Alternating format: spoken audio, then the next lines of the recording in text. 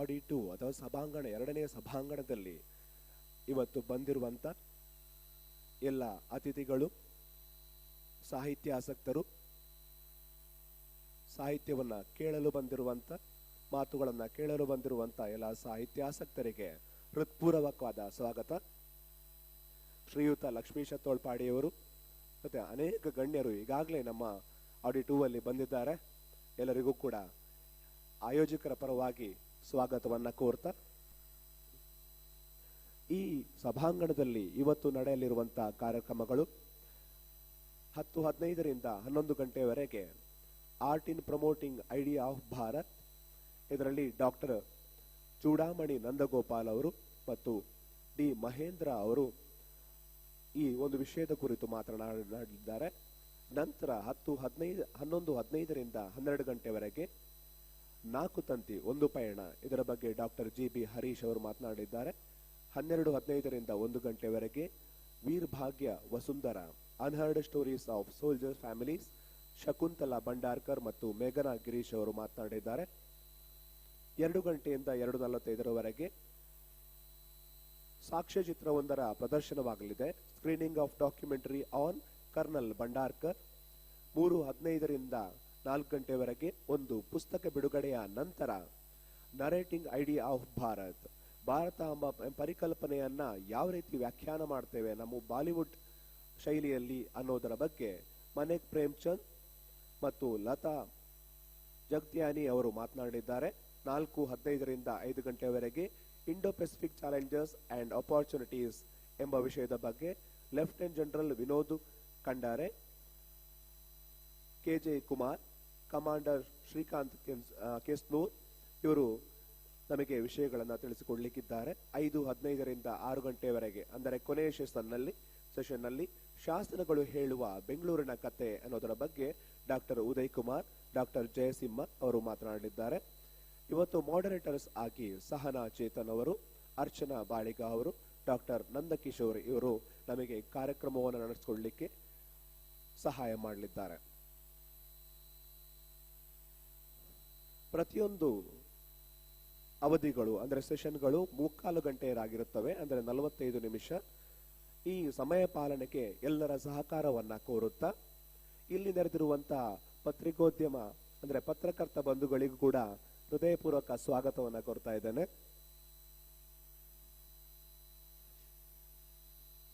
ಈಗ ಕಾರ್ಯಕ್ರಮವನ್ನು ಆರಂಭಿಸುವ ಸಮಯ. ಅತಿಥಿಗಳನ್ನ ಅಂದರೆ ಈ ಮೊದಲ ಸೆಷನ್ನ ಅತಿಥಿಗಳು ಡಾಕ್ಟರ್ ಚೂಡಾಮಣಿ ನಂದಗೋಪಾಲ್ ಮತ್ತು ಡಿ ಮಹೇಂದ್ರ ಅವರು art in promoting idea of Bharat ಅಂದರೆ ಭಾರತದ ಪರಿಕಲ್ಪನೆಯನ್ನ ಬೆಳೆಸುವಲ್ಲಿ ಕಲೆಯ ಪಾತ್ರ ಎಂಬ ವಿಷಯದ ಬಗ್ಗೆ ನಮಗೆ ತಿಳಿಸಿಕೊಡಲಿದ್ದಾರೆ. ಸಹನಾ ಚೇತನ್ ಅವರು ಮಾಡರೇಟರ್ ಆಗಿ ಕಾರ್ಯನಿರ್ವಹಿಸಲಿದ್ದಾರೆ. ಅತಿಥಿಗಳನ್ನ ನಾನೀಗ ವೇದಿಕೆಗೆ ಆಹ್ವಾನಿಸುತ್ತಿದ್ದೇನೆ. Good morning, ladies and gentlemen. I'm profusely overjoyed and honored to welcome all of you on the behalf of 6th edition of Mangalore Literary Festival. We have now begun with our first session, Art in Promoting Idea of Bharat, as we are welcoming on the stage Dr. Choodamani Nandagopal, who is an exceptional academician, an author, and an analyst of Indian art and culture. We welcome Mr. D. Mahendra, the Regional Director of Indira Gandhi National Center for Arts, and the moderator for the session is Sahana Chetan, a classical Bharatnatyam artist and exceptional writer. Please welcome them with a big round of applause.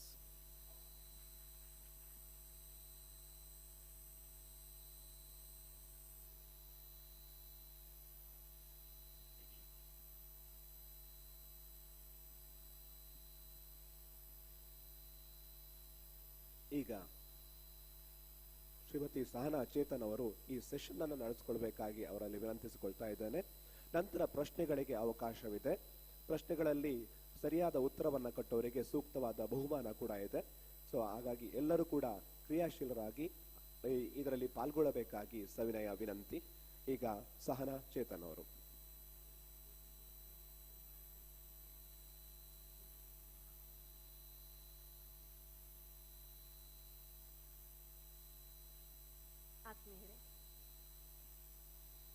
ಆಗಮಿಸಿರುವ ಸರ್ವರಿಗೂ ಕೂಡ ಆತ್ಮೀಯವಾದ ಸ್ವಾಗತವನ್ನು Bharat foundation ಹಾಗೂ Mangalore lit fest ಪರವಾಗಿ ಕೋರ್ತಾ, ನಮ್ಮೊಂದಿಗೆ ಪ್ರಖ್ಯಾತ ಗಣ್ಯ ಅತಿಥಿಗಳಿದ್ದಾರೆ.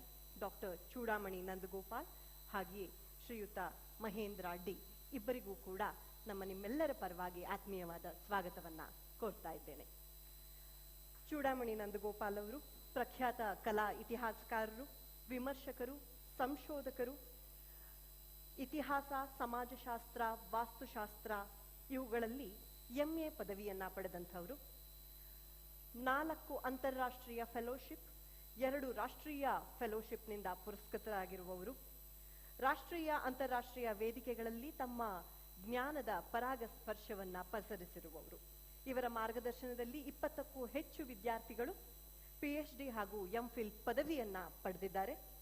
ಜೊತೆಗೆ ಪ್ರಸಕ್ತವಾಗಿ 50ಕ್ಕೂ ಹೆಚ್ಚು ವಿದ್ಯಾರ್ಥಿಗಳು PhD, MPhil ಇದರ ಮಾರ್ಗದರ್ಶನವನ್ನ ತೆಗೆದುಕೊಳ್ತಾ ಇದ್ದಾರೆ. ಇವರ ಜ್ಞಾನದ ಭಂಡಾರಕ್ಕೆ ಅಂತಾರಾಷ್ಟ್ರೀಯ, ರಾಷ್ಟ್ರೀಯ ಪ್ರಶಸ್ತಿಗಳು, ಅನೇಕ ಪ್ರಶಸ್ತಿಗಳು ಮುಡಿಗೇರಿವೆ. ನಮ್ಮೊಡನೆ ಹಾಗೆಯೇ ಶ್ರೀಯುತ ಮಹೇಂದ್ರ ಅಡ್ಡಿಯವರು ಇದ್ದಾರೆ. ವ್ಯವಸ್ಥಾಪಕ ನಿರ್ದೇಶಕರು, Indira Gandhi national centre for arts ಇದರ ವ್ಯವಸ್ಥಾಪಕ ನಿರ್ದೇಶಕರು.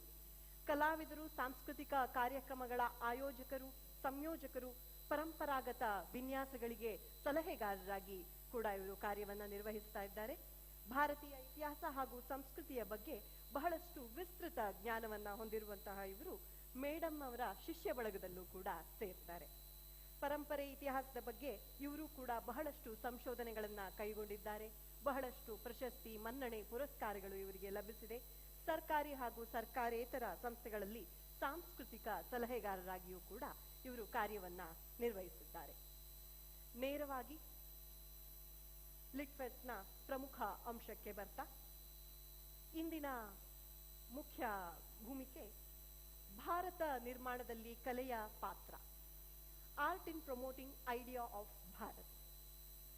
ಕಲೆ ಬಹುಮುಖಿ ಆಯಾಮವನ್ನ ಹೊಂದಿರುವಂತಹ ಒಂದು ಅಂಶ.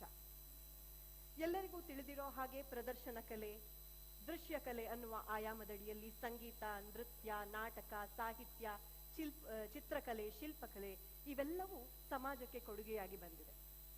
ಕೊಡುಗೆಯಾಗಿ ಯಾವ ನಿಟ್ಟಿನಲ್ಲಿ ಬಂದಿದೆ?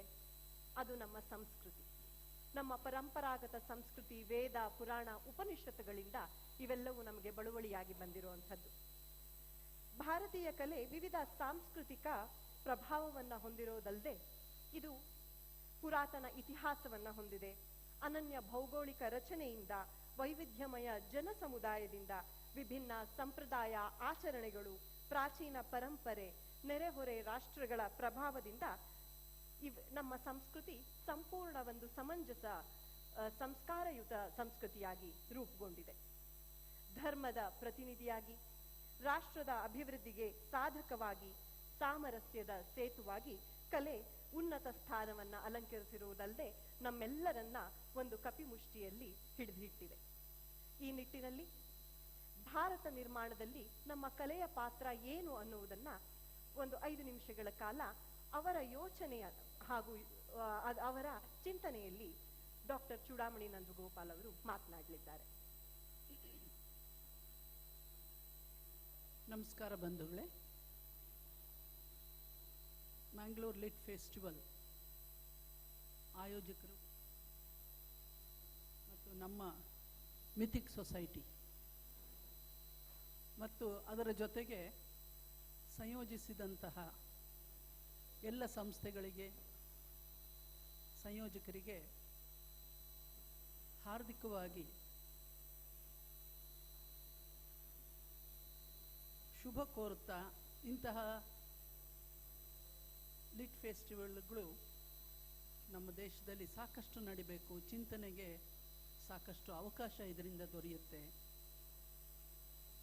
ಅಂತ ಹೇಳ್ತಾ, ಸುಮಾರು 2 ವರ್ಷದಿಂದಲೂ ಇಲ್ಲಿ ನನಗೆ ಬರೋದಕ್ಕೆ ಆಹ್ವಾನ ಇತ್ತು. ಅದೇ ಸಮಯಕ್ಕೆ ನನಗೆ ಇಲ್ಲ ನ್ಯಾಷನಲ್ ಅಥವಾ ಇಂಟರ್ನ್ಯಾಷನಲ್ ಇದು ಮೀಟಿಂಗ್ಸು ಅಥವಾ ಈ ಥರ ಆಗಿ ನಾನು ಬರೋದಕ್ಕೆ ಆಗಿರಲಿಲ್ಲ. I used to feel very bad for that. ಈ ಸಲ ಬಂದಿದ್ದಕ್ಕೆ ನನಗೆ ತುಂಬ ಸಂತೋಷವಾಗುತ್ತೆ. This time also I would have missed because I had back-to-back meetings in Delhi. So fortunately now, Delhi, Mangalore flights are there. So I came directly from Delhi. Otherwise, when we were here, we used to go to Bombay and then Delhi. That was the situation. I am not new person to Mangalore. I was the teacher in history in Besant Women's College for 5 years. Kodial Bail is very, very close to me, and in many ways I was part of all cultural events apart from teaching history for final year students of graduation. The papers like French Revolution, Constitutional History, and Cultural History of India. I used to take the classes of these subjects. And I'm happy that my colleague, Dr. Manjula, who was teaching English in Besant, she is here with me. I'm so happy about it. And yesterday, Tulkadi ಅವರು mesmerise ಮಾಡಿದ್ರು ಅವರ ಮಾತಿನಿಂದ. ಇನ್ನೂ ಮಾತಾಡ್ತಾರೆ ಅಂತ ನಾವು ನೋಡ್ತಾ ಇದ್ರೆ ಸಾಕು ಅಂತ ಹೇಳಿ ಹೊರಟೇ ಬಿಟ್ರು. That was the signature style of his. ತುಂಬ ಅದೊಂಥರ ಎಷ್ಟು ಚಿಂತನೆಗಳಿಗೆ ಅವಕಾಶ ಕೊಡ್ತು ಅವ್ರ ಮಾತು ಅಂತ. ಸ್ವಲ್ಪವೇ ಮಾತಾಡಿದ್ರು ಬೇಕಾದರೆ ನಾವು ಇನ್ನೊಂದು 3 ಲಿಟ್ ಫೆಸ್ಟಿವಲ್ ಮಾಡಬಹುದು, ಅಷ್ಟೊಂದು ಚಿಂತನೆಯನ್ನು ಅವರು ನಮಗೆಲ್ಲ ತಲುಪಿಸಿದ್ರು ನಿನ್ನೆ. ಅವರಿಗೆ ನನ್ನ ವಂದನೆಗಳು, ಧನ್ಯವಾದಗಳು. I would speak in bilingual. that helps many of you, and also ನಾನು ತುಂಬ ಇಂಗ್ಲೀಷ್ನಲ್ಲಿ ಹೆಚ್ಚು ಬರೆದಿರೋದ್ರಿಂದ ತುಂಬ ಜನ ನನಗೆ ಕನ್ನಡವೇ ಬರೋದಿಲ್ಲ ಅಂತ ತಿಳ್ಕೊಂಡಿದ್ರು. ನಾನು ಸ್ವಚ್ಛ ಕನ್ನಡತಿ, ಹಾಗಾಗಿ ಕನ್ನಡದಲ್ಲಿ ಕೂಡ ಬರೆಯೋದಕ್ಕೆ ಶುರು ಮಾಡಿದ್ದೀನಿ. ಐ ಡೋಂಟ್ ಕ್ಲೇಮ್ ಆಸ್ ಸಾಹಿತಿ, but I right Kannada in my own style. ಅದು ವೆಲ್ಕಮ್ ಮಾಡಿದೆ ಪಾಪ ನಾನು ಬರೆದಿದ್ದನ್ನು ಸಾಹಿತ್ಯ ಲೋಕ. ಹಾಗಾಗಿ ಅತ್ತಿಮಬ್ಬೆ ಪ್ರಶಸ್ತಿ ಕೂಡ ನನಗೆ, ದಾನ ಚಿಂತಾಮಣಿ ಅತ್ತಿಮಬ್ಬೆ ಪ್ರಶಸ್ತಿ ಕೂಡ ನನಗೆ ಅದರಿಂದ ಬಂದಿದೆ ನನ್ನ ಸಾಹಿತ್ಯ ಕೃಷಿಯಲ್ಲಿ. ಅದು ಒಂದು ನನಗೆ ಸಂತಸ ತಂದಿದೆ. Now 3 concepts we are discussing here: art, culture and Bharat. ಕಲೆ, ಸಂಸ್ಕೃತಿ ಮತ್ತು Bharat. How these 3 are integrated? What is the internal bondage of these 3 concepts?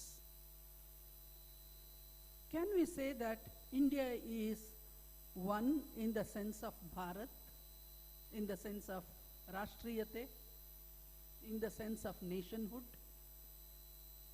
Through art, I will say it's only through art we can build the concept of Bharat. Do you agree? It's only through art, because we have to understand the dimensions and dynamics of Indian art. It's not seeing something outside and expositioning, but it is integral. That is how we are so well connected with spirituality. Spirituality is not congregation. Spirituality is internal for us. That kind of integration, internalization is possible through meditation or spiritual consciousness. Then what is art? Art is also a spiritual consciousness in our country. The concept of art for art's sake we don't have. ನಾವು ಕಲೆಗಾಗಿ ಕಲೆ ಇಲ್ಲ. ಅದು ಕಲೆ ಸಂಸ್ಕೃತಿಗಾಗಿ, ಕಲೆ ಸಮಾಜಕ್ಕಾಗಿ, ಕಲೆ ಜೀವನವನ್ನು ಉದ್ದೀಪನಗೊಳಿಸೋಕ್ಕಾಗಿ, ನಿನ್ನೆ ಒಂದು ತೊಳ್ಪಾಡಿಯವರ ಒಂದು ವಿಚಾರದಲ್ಲಿ ಆ ಕ್ರೌಂಚ ಪಕ್ಷಿಗಳನ್ನು ಫಸ್ಟು ಕೋಟ್ ಮಾಡಿದ್ರು. ಆ ಕ್ರೌಂಚ ಪಕ್ಷಿಗಳು probably if those two birds, the sad thing did not happen at that particular time, which has created that kind of karunarasa, probably Ramayana would have taken a different course. Such a very small and natural incident which created Valmiki to make him, he became such a creative writer. This is what the creativity in our country and how Ramayana is, is integrated in every way India. ನಾವು ಭಾರತವನ್ನು ಕಟ್ಟೋದಕ್ಕೆ ನಮಗೆ ಸಾಕು, ಒಂದು ರಾಮಾಯಣ ಇಟ್ಕೊಂಡ್ರೆ ಸಾಕು. ಹಾಗಾದರೆ ಮಹಾಭಾರತ ಏನು? ಹಾಗಾದರೆ ವೇದಿಕ್ ಸಂಸ್ಕೃತಿ ಏನು? ಇವು ಒಂದೊಂದೇ ತಗೊಳ್ತಾ ಹೋದರೆ ಅವು ಯಾವುದೂ ಡಿಸ್ಜಾಯಿಂಟ್ ಆಗಿಲ್ಲ. ಅವು ಒಂದಕ್ಕೊಂದು ಕೊಂಡಿಯಾಗಿ ಬೆರೆತ್ಕೊಂಡು ಹೋಗ್ತಾ ಇವತ್ತಿನವರೆಗೂ ಬಂದಿದೆ. ಎಲ್ಲೂ ನಾವು there is no discontinuity. Even you start from Sindhu Saraswati civilisation. I had a fortune to work with doctor S.R. Rao on Indus Valley civilization, who has explored Lothal and given to India. Otherwise, we did not have the sites. After Harappa and Mohenjo-daro, India did not have an Indus site. It was Dr. S.R. Rao from Karnataka, Shikaripur, Ranganatha Rao. He has explored and excavated Lothal, and Lothal became Indian site, important site in the. After that, we have today 4,000 Sindhu Saraswati sites. Can we connect it to Vedic studies? Can we connect Vedic studies to other, aspects? Definitely. And for all this, it was the art which remained as undercurrent. It was the undercurrent. So, in the next segment, we will discuss about how the art becomes the undercurrent for the Rashtra ನಿರ್ಮಾಣ, that is Bharat. ನಮ್ಮ ಭಾರತದಲ್ಲಿ ಕಲೆ ಒಂದು ಸಂಸ್ಕೃತಿಯ ಭಾಗವಾಗಿದೆ, ಆರಾಧನೆಯ ಒಂದು ನಿಮಿತ್ತವಾಗಿದೆ. ಆರಾಧನೆಯೇ ಕಲೆಯಾಗಿದೆ ಅನ್ನೋದ್ರೆ ತಪ್ಪಾಗಲಾರದು. ಈ ವಿಷಯದಲ್ಲಿ ಡಿ ಮಹೇಂದ್ರ ಅವರು ಏನು ಹೇಳಲಿಕ್ಕೆ ಇಷ್ಟಪಡ್ತಾರೆ ಅಂತ ಹೇಳಿ. ಎಲ್ರಿಗೂ ನಮಸ್ಕಾರ.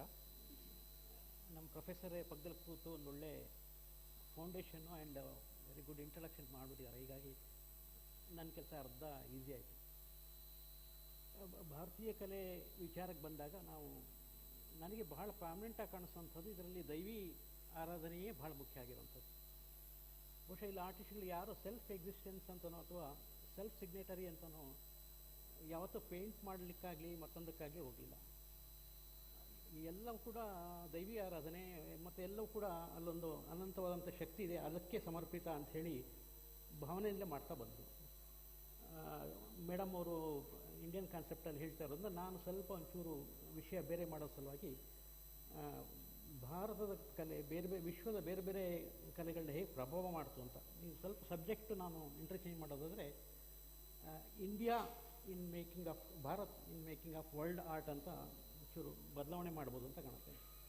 ಯಾಕಂದರೆ ಜಗತ್ತಿನ ಯಾವುದೇ ಭಾಗದ ಕಲೆಗಳು ನೋಡ್ತಾ ಹೋದರೆ ಭಾರತದ ಕಲೆ ಬಹಳ ಪ್ರಭಾವವಾಗಿ ನೀಡಿಬಿಟ್ಟಿದೆ. ಉದಾಹರಣೆಗೆ ನಮ್ಮಲ್ಲಿ ಇವತ್ತು ಭಾರತ ಅಂತ ಹೇಳಲಿಕ್ಕೆ ಸಾಮ್ರಾಟ್ ಅಶೋಕನ 4 ಮುಖದ ಸಿಂಹದ ಚಿಹ್ನೆಯನ್ನು ಬಳಸ್ತೀವಿ. ಬಹುಶಃ ಇದು ಕೂಡ ಒಂದು ರೋಮ್ನ ಚಿತ್ರಶಿಲ್ಪಗಳಲ್ಲಿ ಅಲ್ಲೂ ಕೂಡ ಒಂದು ಚತುರ್ಮುಖದ ಸಿಂಹವನ್ನು ಪ್ರಭಾವ ಅಲ್ಲಿ ಬೀಳೋದು ಕಾಣುತ್ತೆ. ಇದು ಹೇಗೆ ಅಲ್ಲಿ ಹೋಯಿತು ಅಂತಂದರೆ ಬಹುಶಃ ಇದು ಒಂದು ಇಂಟರ್ ಕನೆಕ್ಟಿವಿಟಿ ಅಂದರೆ ಭಾರತದ ಒಂದು ಹಿರಿಮೆ ಏನಿದೆ ಅದನ್ನು ನೋಡಿ ಮಾಡಿರುವಂಥದ್ದಿದೆ. ಈಗಿನ ಪಿಕಾಸೋ ಸಹಿತ ಅದೇ ಹೇಳ್ತಾನೆ, ನಾನು ಇನ್ಸ್ಪೈರ್ ಆಗಿರುವಂಥ ಏನು ಅಬ್ಸ್ಟ್ರಾಕ್ಟ್ ಆರ್ಟ್ ಇದೆ ಅದು ಮೂಲ ತೊಗೊಂಡಿದ್ದು ಜೈನ್ ಮಿನೇಚರಿಂದ ಅಂತ ಹೇಳ್ತಾನೆ. ಇದು ಕಲೆ ಬಹುಶಃ ಭಾರತ ಮಾಡೋದಷ್ಟೇ ಅಲ್ಲ, ಇಡೀ ವಿಶ್ವವನ್ನೇ ಮಾಡುವಂಥ ಕೆಲಸ ಭಾರತದ ಕಲೆ ಮಾಡ್ತಾ ಇದೆ. ಈ ಹಿನ್ನೆಲೆಯಲ್ಲಿ ಇನ್ನಿಷ್ಟು ನಾನು ಕೆಲವು ಸ್ಲೈಡ್ಗಳ ಸಮೇತ ನಾನು ವಿಚಾರಗಳನ್ನ ಪ್ರಸ್ತುತಪಡಿಸ್ತೀನಿ. ಇದು ಬಹುಶಃ ಮುಖ್ಯ ಆಶಯ ಅಂತಂದರೆ, ನನ್ನ ಭಾರತದ ಒಟ್ಟಾರೆ ಆಶಯವೇ ಒಂದು ದೈವಿ ಆರಾಧನೆ ಅಂತನೋ ಅಥವಾ ಒಳಗಿನ ಅಂತರಚಕ್ಷುಗಳಿಗೆ ದರ್ಶನ ಮಾಡಿಸುವಂತಹ ಕೆಲಸ ಭಾರತೀಯ ಕಲೆ ಮಾಡ್ತದೆ. ಇದು ಮುಖ್ಯ ಆಶಯ ಆಗಿತ್ತು ಅಂತ ನನಗೆ. ಒಂದು ದೇಶವನ್ನ ಶಾಂತಿ ಹಾಗೂ ಸಹನೆಯಲ್ಲಿ ನಾವು ಕಾಪಾಡ್ಕೋಬೇಕು ಅಂತ ಹೇಳಿದ್ರೆ ಕಲೆ ಪ್ರಮುಖ ಪಾತ್ರವನ್ನ ವಹಿಸುತ್ತೆ. ನಮಗೆಲ್ಲ ತಿಳಿದಿರೋ ಹಾಗೆ ಮನುಷ್ಯ ಸಂಘಜೀವಿ. ಒಬ್ಬರ ಸಹವಾಸ, ಒಬ್ಬರ ಜೊತೆ ಒಡನಾಟ, ಒಬ್ಬರ ಜೊತೆ ಮಾತುಕತೆ, ಅವರ ಜೊತೆ ಒಂದು ರೀತಿಯ ಬಾಂಧವ್ಯ, ಇವೆಲ್ಲ ಇಲ್ಲದೆ ಇದ್ರೆ ಮನುಷ್ಯ ಮಾನವನಾಗಿ ಉಳಿಯೋದಿಲ್ಲ.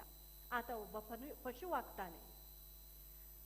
ಇದನ್ನ ಮುಂದುವರಿಸ್ತಾ ಮೇಡಮ್ ಒಂದು ಸುಂದರವಾದ ರಾಮಾಯಣದ ಕೆಲವು ನರೇಟಿವ್ಸ್ಗಳನ್ನ, ಅದರ ಸೌತ್ ಇಂಡಿಯನ್ ಟೆಂಪಲ್ಸ್ನ ಆರ್ಕಿಟೆಕ್ಚರ್ಗಳ ಬಗ್ಗೆ ಅವರು ತಿಳಿಸಕ್ಕೆ ಹೊರಟಿದ್ದಾರೆ. ಈಗಾಗಲೇ ಇನ್ನು ಕೆಲವೇ ದಿನಗಳಲ್ಲಿ ಅಯೋಧ್ಯ ರಾಮ ಮಂದಿರದ ಪ್ರತಿಷ್ಠಾಪನೆಗೆ ನಾವು ಕಾತುರವಾಗಿ ಕಾಯ್ತಾ ಇದ್ದೇವೆ. ಇಡೀ ಸಮಾಜ ರಾಮನ ಹೆಸರಿನಲ್ಲಿ ಉತ್ತರ, ದಕ್ಷಿಣ, ಪೂರ್ವ, ಪಶ್ಚಿಮ ಅನ್ನುವಂತಹ ಯಾವುದೇ ಭೇದ ಭಾವವಿಲ್ಲದೆ ಕಲೆಯ ಮೂಲಕ ಒಂದಾಗ್ತಾ ಇದೆ. ಅಯೋಧ್ಯೆಯಲ್ಲೋ, ದಕ್ಷಿಣ ಪ್ರಾಂತವೆಲ್ಲೋ, ಉತ್ತರ ಪ್ರಾಂತವೆಲ್ಲೋ, ಪೂರ್ವ ಪಶ್ಚಿಮಗಳೆಲ್ಲೋ. ಆದ್ರೆ ಅಯೋಧ್ಯೆಯ ರಾಮ ಅಂತ ಹೇಳಿ ಬಂದಾಗ ತಮ್ಮ ಜಾಗದಲ್ಲಿಯೇ ರಾಮನನ್ನ ಕಾಣ್ಕೋತಾ ಇದ್ದಾರೆ. ಭಜನೆ, ಸಾಂಸ್ಕೃತಿಕ ಕಾರ್ಯಕ್ರಮಗಳು, ಅಲ್ಲಿನ ಒಂದು ರೀತಿಯ ಅಲ್ಲಿ ತಮ್ಮ ಜಾಗದಲ್ಲಿಯೇ ಒಂದಿಷ್ಟು ಗುಂಪುಗಳನ್ನಾಗಿ ಮಾಡಿ ರಾಮನ ಬಗೆಗೆ ಬಹಳಷ್ಟು ಕಾರ್ಯಕ್ರಮಗಳನ್ನ ಏರ್ಪಡಿಸಿ ಸಮಾಜವನ್ನ ಮತ್ತೆ ಕಟ್ಟುತ್ತಾ ಇದ್ದಾರೆ. ಈ ವಿಷಯವಾಗಿ ಮುಂದೆ ಚೂಡಾಮಣಿ ನಂದಗೋಪಾಲ್ ಅವರು. Our country has seen several Bharats from time to time. What was the Bharat in the times of Ramayana, later in times of Mahabharata, later in times of Mauryan period, then coming to Gupta period, we call it as the golden period in Indian history. So as a historian, I see that, several times we had to suffer the blows or invading situations in our country. It's not new to us. It may be territorial invasion, but what we are seeing today, maybe I can go back to 10 years before. There was a kind of threat on cultural invasion. We were having a kind of, internal fear. What's going to our country if this kind of, cultural invasion from other countries fall on us? One day, while I was in Chitrakala Parishad and teaching my students, one British lady, she came and she looked at me, and I was wearing sari and talking to my students. She came and patted and said, "Please don't give up this attire. This is very special in the world, and never follow American civilization. You have greater civilization in the world." So she pleaded. So that means to say that, as Mahendra was mentioning, how India is not only within Indian borders, but we have gone beyond that, and our art has impacted, influenced many civilizations. So if you go to civilizational history, we come across the trade route, that is one thing, which we have silk route and other things. And we have spice route. We have so many other routes. Along with that, art also used to migrate or transform the other countries. How you see Buddhism has been, in all over the Eastern world, it is through the Silk Route. It went through the Silk Route and it has spread. So it's not only Buddhism as a religion, Buddhist art also. As he was pointing about the Roman art, so we say Indo-Roman period. So that is another special area. So like that, in every phase of Indian history, art has played a very important role. Only I feel sorry that in our schools, children are not taught with the art history. How history is to be taught through art.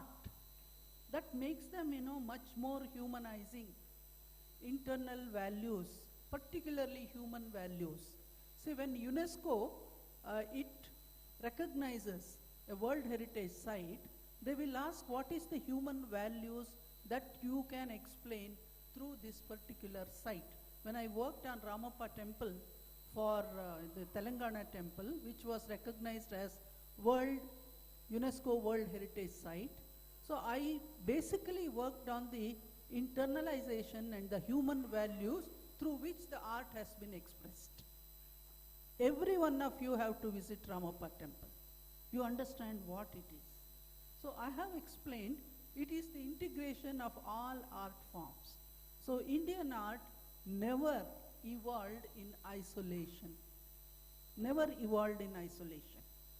You have to have literature. You have to have decorative arts. You have to have painting, sculpture, dance, music, whatever, writing.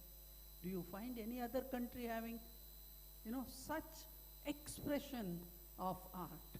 So all this has come through Bhakti movement. Bhakti movement by the Alvars or the Nayanars or the Haridasas, Sankirtanas. What they did, they have integrated India as Bharat through art, through music, through dance, through painting, through puppetry. And now it is cinema, photography, artificial intelligence, digitization. So what are we going to do? Can we bring all this paralleling what is existing and helping to make Bharat, not disintegrating? It always remained as integrated. No question of disintegration. Never, never in history and never in future, India will be disintegrated, which will be always, bound by our art. First, I say that I give all the credits to art, because that is, yesterday you must have watched the Manipuri, folk dances, mesmerizing performances, and Radhe Jaggi's bhakti concept and performing. So never, never it disintegrates. These are all the things, which they are not entertain purpose. Indian art never for entertaining, never for art or art's sake. It is for integrating as a country, as a rashtra. ಕಲೆ So, ವಿಲಾಸಕ್ಕಾಗಿ ಅಲ್ಲ ವಿಕಾಸಕ್ಕಾಗಿ ಅನ್ನುವ ಒಂದು ಮಾತಿದೆ. ಕಲೆ ನಮ್ಮ ಬದುಕನ್ನ ಸಹನೀಯವಾಗಿಸುತ್ತೆ, ಸುಂದರವಾಗಿಸುತ್ತೆ. ಇದನ್ನ ಹೇಳ್ತಾ ನಮ್ಮ PPT ಪ್ರೆಸೆಂಟೇಷನ್ಗೆ ಹೋಗೋಣ. I'll go very quickly. All of you know the Ramayana concept, and we had a conference in Chennai only on Ramayana. So I started interrogating myself, where do you first get the narratives in art? Literature and all, we know that, we push it to so many centuries and come back with that. Then, when do we see in art Ramayana? So, I'm so happy to say that you find it in Karnataka. In Karnataka. Can you please?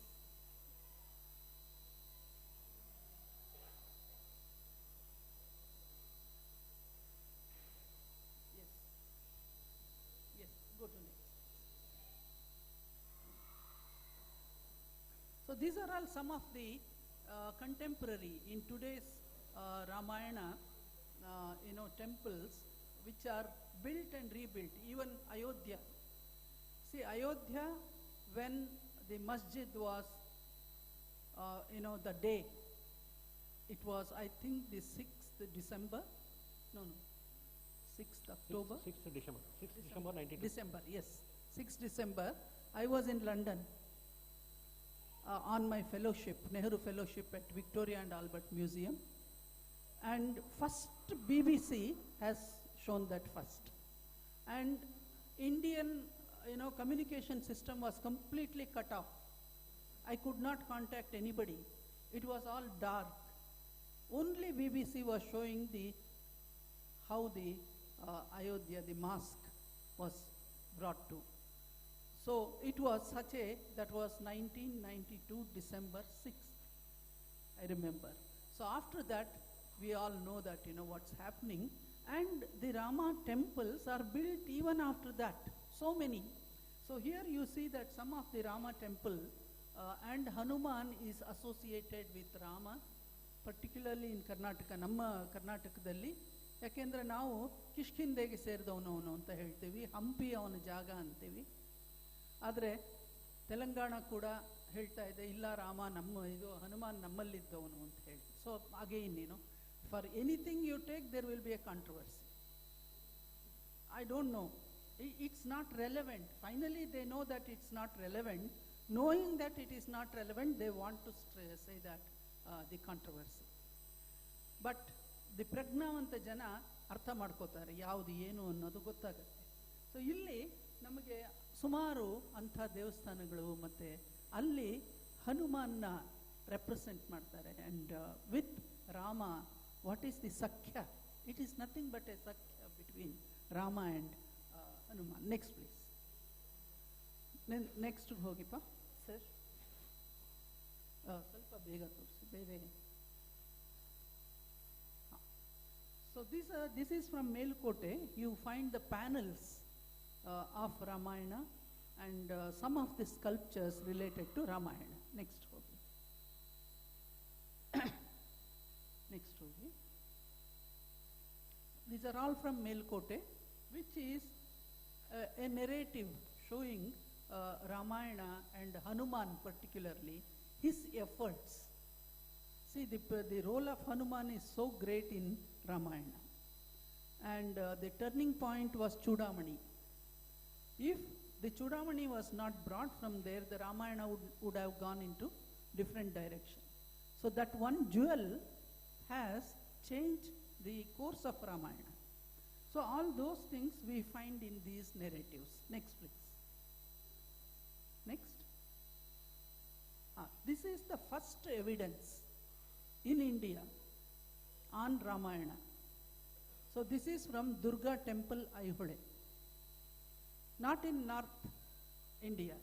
You don't find in North India. It is the first evidence historically belonging to 5th century from Aihole, Durga Temple, Aihole, the basement. Many people, they don't see the basement. They will see only the main sculptures and the temple and come out. But observe the basement. So there you find the Ramayana panels so beautifully and elegantly represented to Valmiki Ramayana. It is Valmiki Ramayana which has been represented. See, in India, textual tradition is another great and great. That is why lit festivals are happening. If we don't have textual tradition, narration will not happen. Narratives and textual traditions are integrated. The Samskriti and text are integrated. See how each one is integrated. That is why I said art did not evolve in isolation. Next, please. Next slide. Yeah. This is from, I think, Halebeedu. Halebeedu panels, you find, entire Ramayana panels are available in miniature sculptures. But they are so integrated and so intricate and create interest. Next, please. Yeah, this is from Virupaksha Temple, Pattadakal, 8th century. Jatayu Vadha, and Jatayu trying to stop Ravana, that you can see in all the 3 temples, Ellora, Virupaksha Temple, and Papanatha Temple. Next, please. Yes, this is again the Ramayana panel, and how Rama is holding Sita so gently. See, these are all the things we have to watch, how the artist has used the form in such a way. You understand the culture behind it. What is culture? Again, it's a big discourse. Even in handling or talking to a woman, it's the culture of our country. You can see through these sculptures. Next, please. Some more, like Ravana and Ravanavadha and all those things. See, Pattadakal, Aihole, Badami, they are the main centers to have Ramayana the earliest in India. Next, please. Next. So later you find the Hajararama temple, Hampi. When you see Hajararama temple, there will be panels all around. I don't know how many of you would have visited and observed. It is, when you see that just like this and move around, you are not following Ramayana there. You have to see only the base panel, first panel in the first register. Go around one pradakshine and come back. Then go to next panel, the middle panel. Again go around and then come back to that point. Then the third panel. Then go around and come back. So 3 pradakshine ನಾವು ಮಾಡಲೇಬೇಕು. ಯಾವುದೇ ಇದಕ್ಕೆ ಹೋದರೂ 3 ಪ್ರದಕ್ಷಿಣೆ ಮಾಡ್ತೀವಿ. 3 ಪ್ರದಕ್ಷಿಣೆ ಮಾಡೋ ಹೊತ್ತಿಗೆ ನಿಮಗೆ ಕಂಪ್ಲೀಟ್ ರಾಮಾಯಣ ಬಂತು. Many people, they don't know, they just see like this and go away. This is how you have to see Ramayana in Hajararama Swami temple, Hampi. So these are from there. And there only you find, next please. Yes, the Sita Parityaga. Starting from Sita Parityaga. Usually Ramayana in all the places ends with Rama Pattabhisheka. Happy ending and that's over. But only in Hajararama temple, a small temple, Balakrishna temple is there, another structure. There you find Sita Parityaga. Starts Lakshmana Karunarasa. ಪ್ರಧಾನವಾದಂಥದ್ದು. ಆ ಲಕ್ಷ್ಮಣ ಸೀತೆಯನ್ನು ಯಾವ ಸ್ಥಿತಿಯಲ್ಲಿ ಬಿಟ್ಟು ಹೋಗ್ತಾನೆ, ಅವನ ಮನಸ್ಥಿತಿ ಏನಾಗಿತ್ತು, ಆ ಕರುಣರಸವನ್ನು ಅವನ ಸ್ಕಲ್ಪ್ಟರ್ ಎಂಥ ಸುಂದರವಾಗಿ ತಂದಿದ್ದಾನೆ. ಅಲ್ಲಿಂದ ಅದು ಮೂವ್ ಆಗ್ತಾ ಹೋದರೆ ನಿಮಗೆ ಭೂಮಿ ಪ್ರವೇಶ, ಸೀತಾ ಭೂಮಿ ಪ್ರವೇಶ. ಸೀತಾ ಭೂಮಿ ಪ್ರವೇಶ later becomes one of the favourite subject of Raja Ravi Varma, the great artist of our country. He has taken Ramayana to another level and made it so popular and to the common. So like this, in every century, there will be the artists who make the narratives of our country so close to them, and for all this, the Bhakti movement is responsible. I think 1 or 2. Next, please. Yes, these are the sculptures of Rama, Lakshmana and Singh. Next. This is from Ellora. The entire Ramayana will be seen in 2 panels, one Mahabharata and one Ramayana. Next, please. Yes, next. Amruteshwara and Virupaksha temple. Next, please. Yes, next. So you have yes. And this is next, please. Go to next. I think you can follow that. Next. Yes, that's it. So coming to the last point of related to Ramayana and what we are seeing in another 2 days, we are going to have Ramlalla will be placed in the new temple, and that sculpture is sculpted by Karnataka artist. We have to be proud of it.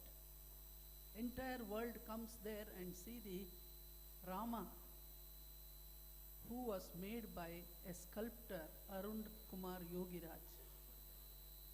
So beautifully he has done. And that Prabhavali and all that, probably it is Hoysala style. Yeah, Hoysala style. And the people are, even now, just seeing the picture, they are so, look at the influence of art. Look at the impact of art. Can you think of without a sculpture in that temple? What is the function of the temple? You have to have that kind of, It is a sacred space. Temple architecture is a sacred space. You have to place an icon, ಪ್ರತಿಷ್ಠಾ, ಪ್ರಾಣ ಪ್ರತಿಷ್ಠಾ. ಇವತ್ತು ನೋಡಿ ಎಲ್ಲ ಚಾನೆಲ್ನಲ್ಲಿ ಅವ್ರಿಗೆ ಆ ಶಬ್ದಗಳೇ ಗೊತ್ತಿರಲಿಲ್ಲ ಮೊದಲು. ಪ್ರಾಣ ಪ್ರತಿಷ್ಠಾ ಅಂದರೆ ಏನು ಅಂದ್ಕೊಂಡಿದ್ದು. ಇವತ್ತು ಪ್ರತಿಯೊಬ್ಬರು ಪ್ರಾಣ ಪ್ರತಿಷ್ಠಾ ಮಾತಾಡ್ತಾರೆ. ಏನು ಪ್ರಾಣ, ಆಮೇಲೆ ಚಲಮೂರ್ತಿ, ಅಚಲಮೂರ್ತಿ, ಏನಿದೆಲ್ಲ ಅವ್ರಿಗೆ ಅದು ಕಾನ್ಸೆಪ್ಟೇ ಇರಲಿಲ್ಲ. ಅವೆಲ್ಲ ಮಾತಾಡಿದ್ರೆ ತಪ್ಪು ಅಂತಿತ್ತು. ಚಾನಲ್ಗಳಲ್ಲಿ ಇದನ್ನೆಲ್ಲ ಮಾತಾಡ್ಬೋದಾ? ಸೆಕ್ಯುಲರ್ ಆಗಲ್ಲಲ್ಲ, ನಾವು ಬ್ರ್ಯಾಂಡ್ ಆಗಿಬಿಡ್ತೀವಲ್ಲ ಅನ್ನೋ ಭಯ ಇತ್ತು. ಆದರೆ ಕಲೆ ಅದನ್ನೆಲ್ಲ ತೊಲಗಿಸಿದೆ. ಹೌದು, ತೊಲಗಿಸಿ ಇವತ್ತು ಅದನ್ನೆಲ್ಲ ನಾವು ರಾಷ್ಟ್ರವನ್ನು ಕಟ್ಟುವಾಗ ಇವೆಲ್ಲ ನಾವು ಬಳಸ್ಕೋಬೇಕು ಅನ್ನೋದನ್ನು ಕಲೆ ತೋರಿಸಿದೆ. Thank you. ರಾಮಾಯಣ ನಡೆದೇ ಇಲ್ಲ, ರಾಮನೇ ಇಲ್ಲ ಅನ್ನುವ ಎಷ್ಟೋ ಮಾತುಗಳು ಬರುತ್ತೆ. ಇವನ್ನೆಲ್ಲ ನೋಡಿದಾಗ ಇದು ನಮಗೆ ನಿದರ್ಶನವಾಗಿ ನಿಲ್ಲತ್ತೆ.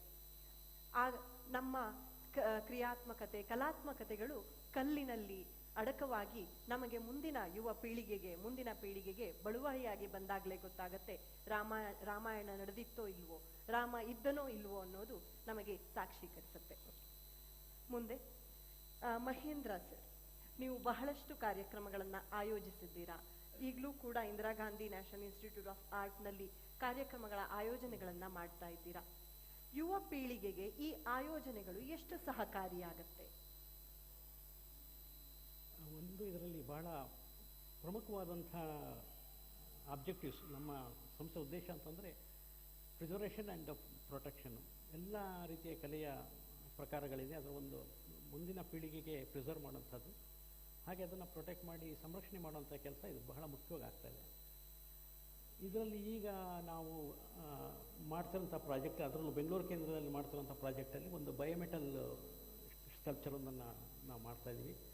2 ಲೋಹಗಳನ್ನ ಒಟ್ಟಿಗೆ ಸೇರಿಸಿ, ಅಂದರೆ ಒಂದು ಕಡೆ ತಾಮ್ರ, ಒಂದು ಕಡೆ ಹಿತ್ತಾಳೆ, 2 ಬೇರೆ ಬೇರೆ ಶಿಲ್ಪಗಳನ್ನ ಒಟ್ಟಾಗಿ ಸೇರಿಸಿ ಒಂದು ಅರ್ಧನಾರೀಶ್ವರ ಪ್ರತಿಮೆಯನ್ನು ಮಾಡ್ತಾಯಿದ್ದೀವಿ. ಇದು ಆಗಮಶಾಸ್ತ್ರದಲ್ಲಿ ಬಹಳ ವಿವರವಾದಂಥ ಮತ್ತು ಒಂದು rarest kind of A process. ಅದು ಇವತ್ತು ಯಾರೂ ಮಾಡ್ತಿಲ್ಲ. ಅದನ್ನು ನಾವು ನಮ್ಮ ವರ್ಕ್ಶಾಪ್ನಲ್ಲಿ ಮತ್ತೊಂದು ಸಲ ಅದನ್ನು ಭಾಳ ಪಾರಂಪರಿಕವಾಗಿ ಮಾಡ್ತಾಯಿದ್ವಿ. ಎಲ್ಲೂ ಕೂಡ ಕಾಂಪ್ರಮೈಸ್ ಮಾಡಲಾರ್ದೆ ಇಡೀ ಪ್ರೋಸೆಸ್ಸನ್ನು ಡಾಕ್ಯುಮೆಂಟ್ ಮಾಡ್ತಾಯಿದ್ದೀವಿ. ಅದರಲ್ಲಿ ಚೂಡಾಮಣಿ ನಂದಗೋಪಾಲ್ ಅವರು ಗೈಡ್ ಮಾಡ್ತಿದ್ದಾರೆ. ಇದರಲ್ಲಿ ಶಾಸ್ತ್ರದಲ್ಲಿ ಏನು ಹೇಳುತ್ತೆ, ಲೋಹ ಯಾವ ರೀತಿ ಕರಗಿಸ್ಬೇಕು, ಯಾವ ಶಾಖದಲ್ಲಿ ಕರಗಿಸ್ಬೇಕು, ತಾಮ್ರಕ್ಕೆ ಎಷ್ಟು ಪರ್ಸೆಂಟೇಜ್ ಇರಬೇಕು, ಮತ್ತು ಪಾರ್ವತಿ ಭಾಗ ಹಿತ್ತಾಳೆಯಲ್ಲಿ ಹಾಕಿರಬೇಕು, ಶಿವ ಯಾಕೆ ತಾಮ್ರ ಸ್ವರೂಪಿಯಾಗಿರಬೇಕು, ಇದೆಲ್ಲ ಶಾಸ್ತ್ರವಾದಂಥ ಉಲ್ಲೇಖಗಳೇನಿದೆ ಅಂದರೆ ಯಾವುದೂ ಕೂಡ ಸುಮ್ಮನೆ ಮಾಡಿಲ್ಲ. ಇವೆಲ್ಲ ಕೂಡ ಅಥೆಂಟಿಕ್ಕಾಗಿ ಮಾಡಿಟ್ಟಿದ್ದಾರೆ. ಸೊ ಇದನ್ನು ನಾವು ಒಂದು ಶಿಬಿರ ಈಗ ಮಾಡ್ತಾಯಿದ್ದೀವಿ. ಇದು ಮಾಡ್ತಿರೋಂಥ ಶಿಲ್ಪಿಗಳೆಲ್ಲ ಭಾಳ ಯಂಗೆಸ್ಟು. ಬಹುಶಃ ಅವರು ಈಗ ಇನ್ನೂ ಕೂಡ ಮದುವೆನೂ ಕೂಡ ಆಗಿಲ್ಲ, ಅಷ್ಟು ಯುವಕರು ಇದನ್ನು ಅಂದರೆ ರೀಲೋಹವನ್ನು ಮಾಡ್ತಾಯಿದ್ದಾರೆ. ಇದು ಇಂಥ ಅನೇಕ ಪ್ರಾಜೆಕ್ಟ್ಗಳನ್ನ ದೇಶದ ಬೇರೆ ಬೇರೆ ರೀಜನಲ್ ಸೆಂಟರ್ಗಳಲ್ಲಿ ಮಾಡ್ತಿದ್ದಾರೆ. ನಮ್ಮಲ್ಲೂ ಕೂಡ ಶಾಸನಗಳ ಅಧ್ಯಯನ ಬಹಳ ಪ್ರಮುಖವಾಗಿದೆ. ಹಾಗೆ ನಮ್ಮಲ್ಲಿ ಕರ್ನಾಟಕದಲ್ಲಿ ಸಿದ್ಧಿ ಜನಾಂಗದ ಕುರಿತು ಒಂದು ಬಹಳ ದೊಡ್ಡ ವಿಸ್ತೃತವಾದಂಥ ಸಂಶೋಧನೆಯನ್ನು ಮಾಡ್ತಾಯಿದ್ವಿ. ಅವರು ಯಾವ ಮೂಲದಿಂದ ಬಂದರು, ಆಫ್ರಿಕಾ ಅಂತ ಹೇಳ್ತಾರೆ, ಅವರ ಜೀವನ ಶೈಲಿ ಏನು, ಮತ್ತು ಎಷ್ಟು 50 ವರ್ಷಗಳಲ್ಲಿ ಅವರ ಜೀವನ ಕ್ರಮ ಬದಲಾಗ್ಬಿಟ್ಟಿದೆ, ಅಂದರೆ ಹೊಸತಕ್ಕೆ ಕರ್ಕೊಂಡ್ಬಿಟ್ಟಿದ್ದಾರೆ. ಅಂದರೆ ಎಲ್ಲಿ ಆ ಇಂಟರ್ಲಿಂಕ್ ಅಂದರೆ ಆ ಕೊಂಡಿ ಎಲ್ಲಿ ಕಳಿಸ್ಕೊಂಡ್ರು, ಆ ಸಂಸ್ಕಾರಗಳು ಎಲ್ಲಿ ಬಿಟ್ಟೋಯ್ತು, ಅದರ ಒಂದು ಇನ್ನೋವೇಷನ್ಸ್ ಕೂಡ ಇದರಲ್ಲಿ ಈ ಪ್ರಾಜೆಕ್ಟಲ್ಲಿ ಮಾಡ್ತಾಯಿದ್ವಿ. ಬಹುಶಃ ಇದು ಯುವಕರು ನಮ್ಮ ಸೆಂಟ್ರಿಗೆ ಬಂದು ನೋಡಿದ್ರೆ ಇನ್ನಷ್ಟು ವ್ಯಾಪಕವಾಗಿ ಪರಿಣಾಮಕಾರಿಯಾಗಿ ತಿಳ್ಕೊಳ್ಳುವಂಥ ಅವಕಾಶ ಇದೆ. ಮೇಡಮ್, ನೀವು ರಾಮಾಯಣದ ಬಹಳಷ್ಟು ಸ್ಕಲ್ಪ್ಚರ್ಸ್ಗಳನ್ನು ತೋರಿಸಿದ್ರಿ. ಇಂದಿನ ದಿನಮಾನಕ್ಕೆ ಹೊಂದಿಕೊಳ್ಳುವಂತೆ ರಾಮಾಯಣದಲ್ಲಿನ ಪಾತ್ರ ಮತ್ತು ಘಟನಾವಳಿಗಳು ಭಾರತೀಯ ಸಂಪ್ರದಾಯದಲ್ಲಿ ಆದರ್ಶ ನಡವಳಿಕೆ ಮತ್ತು ಆಡಳಿತಕ್ಕೆ ಹೇಗೆ ಮೂಲ ರೂಪವಾಗಿ ಕಾರ್ಯನಿರ್ವಹಿಸುತ್ತೆ ಅನ್ನೋದನ್ನ ನೀವು ತಿಳಿಸಬಹುದಾ? It's a very, very intricate and good question. I compliment you for that. Yes. ಈ ರಾಮಾಯಣವನ್ನು ನಾವು ಈಗ ನೋಡ್ತಾ ಇದ್ದೀವಿ. ಎಷ್ಟೋ ಥರ ಅದನ್ನು ಇವತ್ತು ಒಂದೊಂದ್ಸಲ ಟಿ ವಿ ಆನ್ ಮಾಡೋದೇ ಬೇಡ ಅನಿಸೋಷ್ಟು ಮಯವಾಗಿಬಿಟ್ಟಿದೆ. ಅದು ಕೆಲವೆಲ್ಲ ಕಾಲ್ಪನಿಕ, ಕೆಲವೆಲ್ಲ ಆ್ಯಂಟಿ, ಕೆಲವೆಲ್ಲ ಏನೇನೋ. ಅದು ಪಾಪ ರಾಮ ಇಂಥವ್ರ ಕೈಲಿ ಸಿಕ್ಕಾಕೊಂಡ್ಬಿಟ್ನಲ್ಲ ಅನಿಸುತ್ತೆ ಒಂದೊಂದ್ಸಲ. ಆದರೆ ಕಲೆಯಲ್ಲಿ ನಾವೇನು ಮಾಡಬಹುದು ಇದಕ್ಕೆ I can give you this one. One of my student has done her MPhil. She is a dancer, Dr. Rashmi Prasad, who is in Mangaluru University, Performing Arts Department. And she has done her MPhil study on Ashtanayikas in Ramayana. So ಅಷ್ಟನಾಯಿಕೆಗಳು ಇವರು ರಾಮಾಯಣದಲ್ಲಿ ಎಲ್ಲಿ ಬರ್ತಾರೆ, ಹೇಗೆ ಬರ್ತಾರೆ, ಶೂರ್ಪನಿಕೆ ಆಗ್ಬೋದು, ಸೀತೆ ಆಗ್ಬೋದು, ಅಥವಾ ಕೈಕೇಯಿ ಆಗ್ಬೋದು, ಮಂಥರೆ, ಇವರೆಲ್ಲ main characters. They build Ramayana layer by layer. ಅವ್ರನ್ನೆಲ್ಲ ತೆಗೆದುಬಿಟ್ರೆ ರಾಮಾಯಣದಲ್ಲಿ ಏನೂ ಇಲ್ಲ. So they are like the layers of each of this Ramayana concept. ಈ ಅಷ್ಟನಾಯಕಿಯರು ಮಾಡುವಾಗ ಎಲ್ಲದಕ್ಕೂ ಸಿಗ್ತಾ ಇತ್ತು. ಕರುಣಾ ಅಂತೂ ಸೀತೆ ಕರುಣಾಮೂರ್ತಿ ಸಿಕ್ಬಿಡುತ್ತೆ ನಮಗೆ.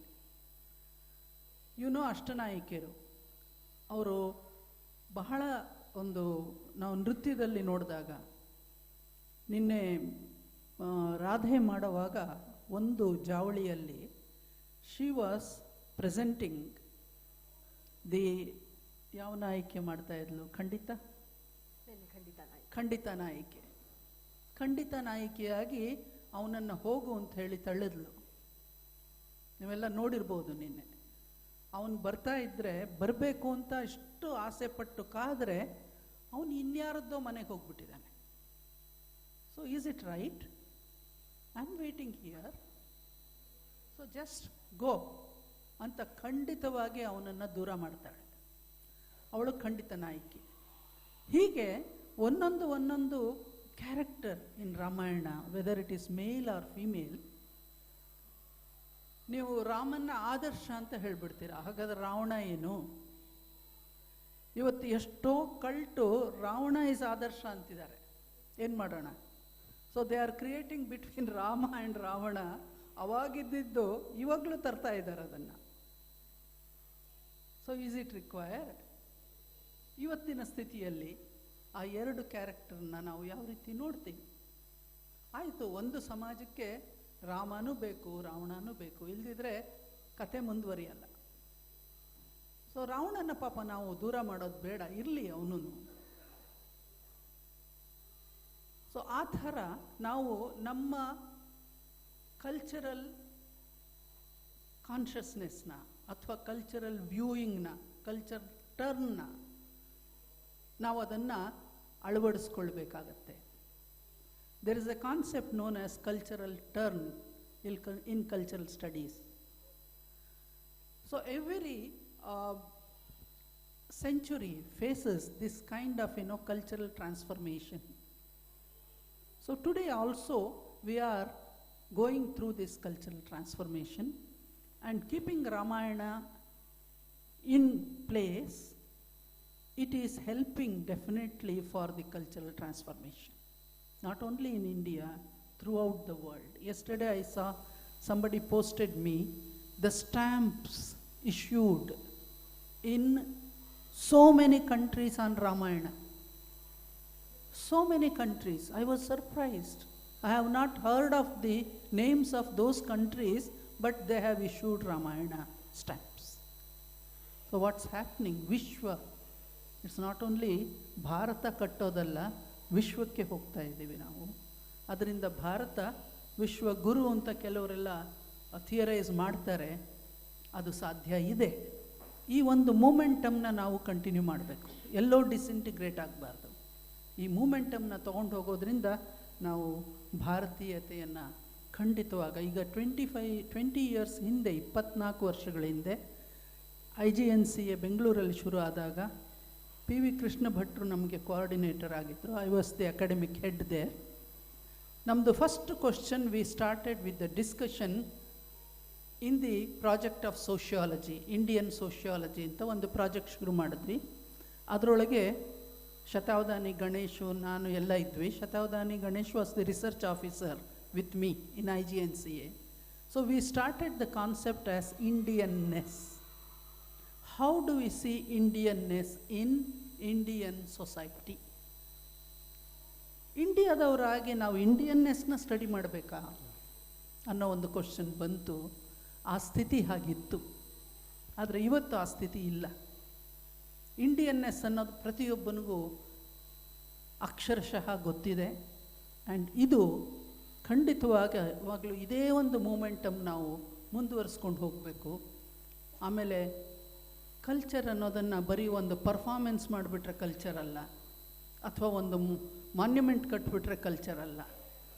ಕಲ್ಚರ್ ಅನ್ನೋದನ್ನು ನಾವು ಸರಿಯಾದ ರೂಪದಲ್ಲಿ ಅರ್ಥ ಮಾಡ್ಕೋಬೇಕು. We have to understand the very concept of culture in a very very different dimension today. It's not that what we were thinking of culture 20 years or 3 decades before. Today it has a different dimension. So there is a need for some people, a team to sit and theorize culture in present day context. That will help to Bharatiya concept is very much integrated. No disintegration, according to me. Thank you.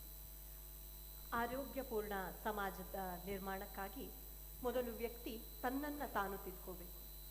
ನಂತರ ತನ್ನ ಊರನ್ನು ತಾನು ನಿರ್ಮಿಸ್ತಾನೆ, ದೇಶವನ್ನು ಕಟ್ಟುತ್ತಾನೆ, ಪ್ರಪಂಚವನ್ನು ಕಟ್ಟುತ್ತಾನೆ. ಇದೆಲ್ಲವೂ ಸಾಧ್ಯವಾಗೋದು ಕಲೆಯ ಮನಸ್ಥಿತಿ ಇದ್ದಾಗ ಮಾತ್ರ ಸಾಧ್ಯ ಅನ್ನುವುದನ್ನು ವಿಸ್ತೃತವಾಗಿ ಇದುವರೆಗೂ ತಿಳಿಸ್ಕೊಟ್ಟಂತಹ ಶ್ರೀಯುತ ಡಿ ಮಹೇಂದ್ರ ಹಾಗೂ ಚೂಡಾಮಣಿ ನಂದಗೋಪಾಲ್ ಇವರಿಬ್ಬರಿಗೂ ಕೂಡ ಆತ್ಮೀಯವಾದ ಧನ್ಯವಾದವನ್ನು ಭಾರತ್ ಫೌಂಡೇಶನ್ ಹಾಗೂ ಮ್ಯಾಂಗ್ಳೂರ್ ಲಿಟ್ ಫೆಸ್ಟ್ ಪರವಾಗಿ ನಾನು ತಿಳಿಸ್ಲಿಕ್ಕೆ ಇಚ್ಛೆ ಪಡ್ತೇನೆ.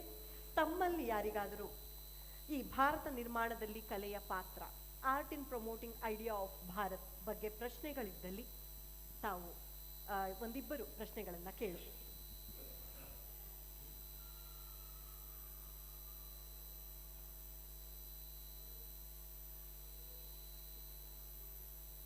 Mic please. ಮೈಕ್ ಇದೆಯಾ ಅಲ್ಲಿ?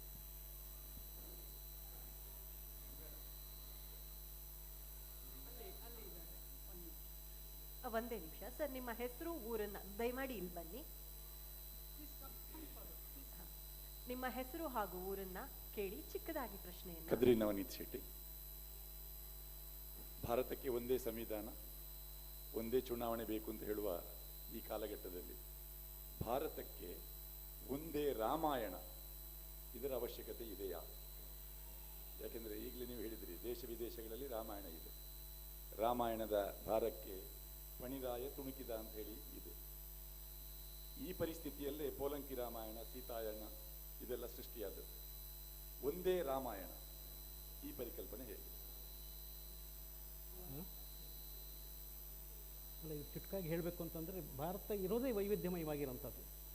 ನೀವು ಲೋಕಲ್ ಆಗಿ ಯಾವುದೇ ವಿಚಾರಗಳಾಗ್ಬೋದು ಅದನ್ನು ನೀವು ಅಕ್ಸೆಪ್ಟ್ ಮಾಡಬೇಕು, ಅದರಲ್ಲಿ ಇರೋಂಥದ್ದು ಬ್ಯೂಟಿ. ಆದರೆ ಮೂಲ ಆಶಯಕ್ಕೆಲ್ಲೂ ಧಕ್ಕೆ ಆಗಲ್ಲ. ರಾಮ ಪುರುಷೋತ್ತಮ, ಅದ್ರ ಬಗ್ಗೆ ಯಾರಿಗೂ ಯಾವುದೇ ರಾಮಾಯಣದಲ್ಲೂ ಕೂಡ ಅದರಲ್ಲಿ ತಪ್ಪು ಸಂದೇಶ ಹೇಳೋದೇ ಇಲ್ಲ. ಸೀತೆ ಅವಳು ಜಗನ್ಮಾತೆ, ಇದನ್ನು ಯಾವ ರಾಮಾಯಣವೂ ಕೂಡ ಅಲ್ಲುಗಳೆಯೋದೇ ಇಲ್ಲ. ಸೊ ಹೀಗಾಗಿ ವೈವಿಧ್ಯವಾಗಿ ಥಿಂಕ್ ಮಾಡ್ತಾ ಹೋಗುತ್ತೆ. ಜೋಡಿಸೋದು ಮಾತ್ರ ಮಾಡೋಂಥ ಕೆಲಸ ಈ ಕಲ್ಚರಲ್ಲಿ ಮಾಡುತ್ತೆ. ಇದಕ್ಕೊಂದು ಉದಾಹರಣೆ ಹೇಳಬೇಕು ಅಂತಂದರೆ, ನಾವು ಭಗವಾನ್ ಬುದ್ಧ ಬಿಹಾರದಲ್ಲಿ ರೋಹಿಣಿ ನದಿ ಕುರಿತಂತೆ ನಾವು ಹೇಗೆ ಕಾವೇರಿಗೆ ತಮಿಳುನಾಡು ಕರ್ನಾಟಕ ಕಿತ್ತಾಡ್ತಾರೋ ಹಾಗೆ ರೋಹಿಣಿ ನದಿ ಸಲುವಾಗಿ ಬಿಹಾರದಲ್ಲಿ ಎರಡೂ ರಾಜ್ಯಗಳು ಕಿತ್ತಾಡ್ತಾಯಿದ್ರು. ಬುದ್ಧನ ಬಳಿಗೆ ಹೋದರು. ಬುದ್ಧ ಅದನ್ನು ತಿಳ್ಕೊಂಡು ಇದು ಪೊಲಿಟಿಕಲಿಗೆ ಸಾಲ್ವ್ ಮಾಡೋದಲ್ಲ, ಇದನ್ನು ಸ್ಪಿರಿಚುಯಾಲಿಟಿ, ಆಧ್ಯಾತ್ಮಿಕವಾಗಿ ಕಲೆ ಮೂಲಕ ಮಾಡೋಕ್ಕೆ ಅಂತ ಅವ್ನಿಗೆ ಅರ್ಥ ಗೊತ್ತಿದ್ದರಿಂದ ಕ್ಲಿಯರಾಗಿ ಹೇಳಿಬಿಟ್ಟ, ನೋಡಿ ರೋಹಿಣಿ ನೀರು ಕುಡಿಯೋದಕ್ಕೆ ಜೀವಮಾತೆ, ನೀವು ಜೀವನದಿ ಪೂಜೆ ಮಾಡೋಂಥ ರೋಹಿಣಿನ ಅಲ್ಲಿ ಪೂಜೆ ಮಾಡ್ತೀರಿ, ನೀವು ಜೀವನದಿ ಅಂತ ರೋಹಿಣಿ. ಹೀಗೆ ಒಂದು ಸಾಂಸ್ಕೃತಿಕವಾದ ಸಂಬಂಧ, ಅಂದರೆ ಕಾಮನ್ ಇರುವಂಥ ಸಂಬಂಧಗಳನ್ನ ಬೆಸೋದರ ಸಮಸ್ಯೆ ಪರಿಹಾರ ಬಿಟ್ಟ. ಬಹುಶಃ ಕಾವೇರಿಗೂ ಕೂಡ ಇಂಥ ಪೊಲಿಟಿಕಲಿ ನಾವು ಸಮಸ್ಯೆ ಕಂಡುಹಿಡಿಯೋಕ್ಕಾಗಲ್ಲ. ಇದು ಜೋಡಿಸೋವಂಥದ್ದು ಒಳಗಿನ ಆಧ್ಯಾತ್ಮಿಕ ಭಾವ. ಬಹುಶಃ ರಾಮಾಯಣ 100 ಇರ್ಬೋದು, ಬಟ್ ಆಶಯ ಒಂದೇ ಇದೆ ಅನ್ನೋಂಥದ್ದು, ಅದನ್ನು ಮನಗಾಣಬೇಕು ಅನ್ನೋಂಥದ್ದು. To add to Mahendra's this one, see, India is known for its textual tradition. ನಾವು ಎಲ್ಲನೂ ಯೂನಿಫಾರ್ಮಿಟಿ ಮಾಡಿಬಿಟ್ರೆ ಕ್ರಿಯೇಟಿವಿಟಿ ಏನಾಗುತ್ತೆ? ಸೊ ಅದಕ್ಕೆ ನಾವು ಅವಕಾಶವನ್ನು ಕೊಡಲೇಬೇಕು. ಎಷ್ಟು ಟೆಕ್ಸ್ಚುಯಲ್ ಟ್ರೆಡಿಷನ್ನಲ್ಲಿ ನಮ್ಮಲ್ಲಿ ಎಷ್ಟು ಬಂದಿದೆ. ಸೊ ಆಯಾ ಕಾಲಕ್ಕೆ, ಆಯಾ ರೀಜನ್ಗೆ, ಅಲ್ಲಿಯ ಇದಕ್ಕೆ ಎಷ್ಟೋ ಕೆಲವು ಮಾರ್ಪಾಡು ಆಗುತ್ತೆ, ಆದರೆ ಕೆಲವು ಸೆಂಟ್ರಲ್ ಕ್ಯಾರೆಕ್ಟರ್ ಹಾಗೆ ಉಳ್ಕೊಳ್ಳುತ್ತೆ. ಸೊ ವೈವಿಧ್ಯತೆ ಬೇಕು. ಯಾಕೆಂದರೆ India is known for its parallel ಇದು culturally it is so parallel and not disintegrated, diversified. So ಹಾಗಿರುವಾಗ let us welcome the many Ramayana. ಇವತ್ತು ರಾಮಾಯಣನ ಬರೀಲಿ, let us welcome. Let us quickly wind up this with the last question.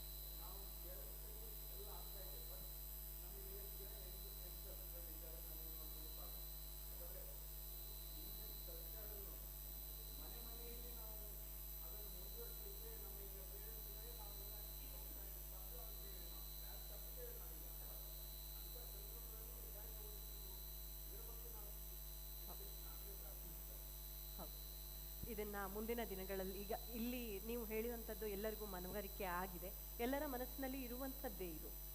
ಇದನ್ನ ನಮ್ಮ ಯುವ ಪೀಳಿಗೆಗೆ ಮುಂದೆ ಸಾಗಿಸುವ ಜವಾಬ್ದಾರಿ ನಮ್ಮ ಮೇಲೆಯೇ ಇದೆ, ಅದು ನಮ್ಮ ಹೊಣೆ. ಈ ಮಾತನ್ನ ಹೇಳ್ತಾ ಇದನ್ನ ಅಚ್ಚುಕಟ್ಟಾಗಿ ನೆರವೇರಿಸಿಕೊಟ್ಟಂತಹ ಡಾಕ್ಟರ್ ಚೂಡಾಮಣಿ ನಂದಗೋಪಾಲ್ ಅವರಿಗೂ ಹಾಗೂ ಡಿ ಮಹೇಂದ್ರರವರಿಗೂ ಆತ್ಮೀಯವಾದ ಧನ್ಯವಾದವನ್ನ ತಮ್ಮ ಚಪ್ಪಾಳೆಯ ಮೂಲಕ ಸಲ್ಲಿಸ್ತಾ ಇದ್ದೇವೆ.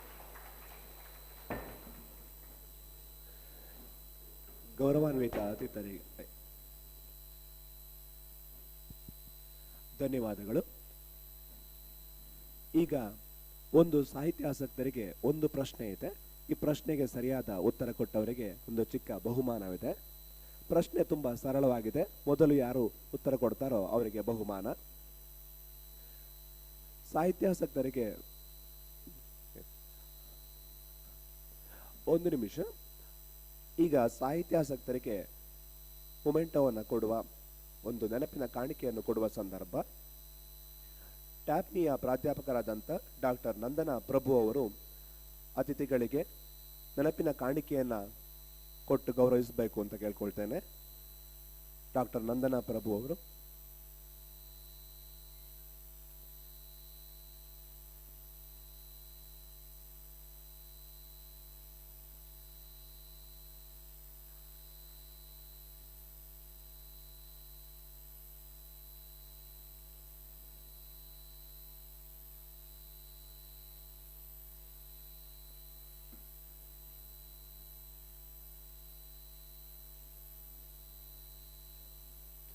ಧನ್ಯವಾದಗಳು. ಅತಿಥಿಗಳು ಹಾಲ್ 3 ಅಥವಾ ಹರಟೆಕಟ್ಟೆ ಅಲ್ಲಿ ಲಭ್ಯವಿದ್ದಾರೆ. ಯಾರಿಗಾದರೂ ಅವರಲ್ಲಿ ಸಂವಾದ ನಡೆಸಬೇಕು, ಪ್ರಶ್ನೆಗಳನ್ನು ಕೇಳಬೇಕು ಅನಿಸಿದ್ರೆ ಅಲ್ಲಿಗೆ ಹೋಗಿ ಅವರ ಜೊತೆ ಮಾತನಾಡುವ ಅವಕಾಶವಿದೆ. ಈಗ ಪ್ರಶ್ನೆ ಸರಳವಾಗಿದೆ. ಮೊದಲು ಉತ್ತರ ಹೇಳಿದವರಿಗೆ ಬಹುಮಾನ. ಹನುಮನ ಊರು ಅಂತ ಕರ್ನಾಟಕದ ಒಂದು ಸ್ಥಳ ತುಂಬಾ ಪ್ರಸಿದ್ಧವಾಗಿದೆ. ಆ ಸ್ಥಳದಿಂದ ಈ ರಥದಲ್ಲಿ ಅಯೋಧ್ಯೆಗೂ ಕೂಡ ಅವರು ಹೋಗಿದ್ದಾರೆ. ಕರ್ನಾಟಕದ ಆ ಪ್ರಸಿದ್ಧ ಸ್ಥಳ ಯಾವುದು? ಕಿಷ್ಕಿಂದೆ ಅಂತ ಹೇಳ್ತೇವಲ್ಲ, ಈಗ ಕರ್ನಾಟಕದಲ್ಲಿ ಆ ಸ್ಥಳ ಎಲ್ಲಿದೆ?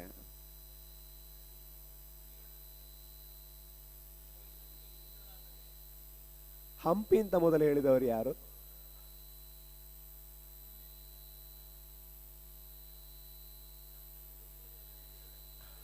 ಹಾಗಾದರೆ ಅಲ್ಲಿ 2-3 ಜನ ಹೇಳಿದ್ದಾರೆ. ಹಾಗಾಗಿ ಮತ್ತೊಂದು ಪ್ರಶ್ನೆ. ಈಗ ಸ್ವಲ್ಪ ಕಷ್ಟದ, ಎದ್ದು ನಿಂತು ಉತ್ತರವನ್ನ ಹೇಳಿ, ಮುಂದಕ್ಕೆ ಬನ್ನಿ, ಮುಂದಕ್ಕೆ ಬಂದು ಉತ್ತರವನ್ನ ಹೇಳಿ. ಮತ್ತೊಂದು ಪ್ರಶ್ನೆ. ರಾಮಾಯಣದ ಮೊದಲ ಸಾಕ್ಷಿ ಭಾರತದಲ್ಲಿ ಅನ್ನೋದು ಒಂದು ಟೆಂಪಲ್ನಲ್ಲಿ ಸಿಕ್ಕಿದೆ ಅಂತ ಹೇಳಿ ಮೇಡಮ್ ಹೇಳಿದ್ರು. ಆ ಟೆಂಪಲ್ನ ಅಥವಾ ದೇವಾಲಯದ ಹೆಸರೇನು?